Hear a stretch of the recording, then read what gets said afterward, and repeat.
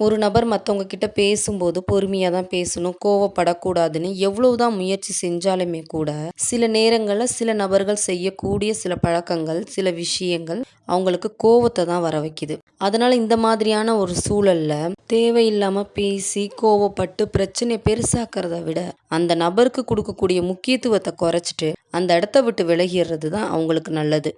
ஒரு நபர் இப்படிதான் அப்படின்னு அவங்க மனசளவுல முடிவு பண்ணிட்டாங்கன்னு வச்சுக்கோங்களேன். அவங்க எவ்வளோ நல்லவங்களா இருந்தாலும், எவ்வளோ நல்ல விஷயங்கள் செஞ்சாலும், அதில இருக்கக்கூடிய குறைகள் மட்டும் தான் அவங்களோட கண்ணுக்கு தெரியும். இதுதான் மனுஷனோட இயல்பும் கூட.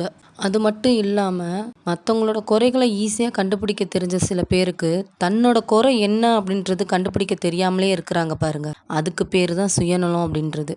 ஒரு நபர் யாருமே வேண்டாம் அப்படின்னு சொல்லி விலகி போறாங்க அப்படின்னும்போது, அது அவங்க மேல இருக்கக்கூடிய கோபமோ, வெறுப்போலாம் கிடையாதுங்க. மறுபடியும் அவங்க கிட்ட போய் பேசி, அவமானப்பட்டு, தன்மானத்த இழக்கக்கூடாது அப்படின்றதுக்காக தான் அவங்க ஒதுங்கி போறாங்க. ஏன்னா, நம்மள்ல பல பேர் மனசுல இருக்கக்கூடிய வேதனைகள வெளிய சொல்ல முடியாத அளவுக்கு இருக்கிற வாழ்க்கைய தானே வாழ்ந்துகிட்டு இருக்காங்க. நம்ம கூடயே தான் இருக்கிறாங்க.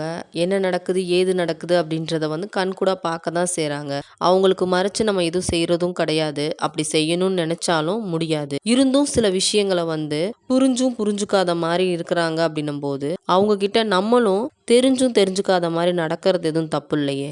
இதுக்கு காரணம் பொறுப்பு இல்லாத தன்மையா? இல்ல சுயநலமா? இத பத்தி நீங்க என்ன நினைக்கிறீங்க அப்படின்றத கமெண்ட்ல சொல்லுங்க.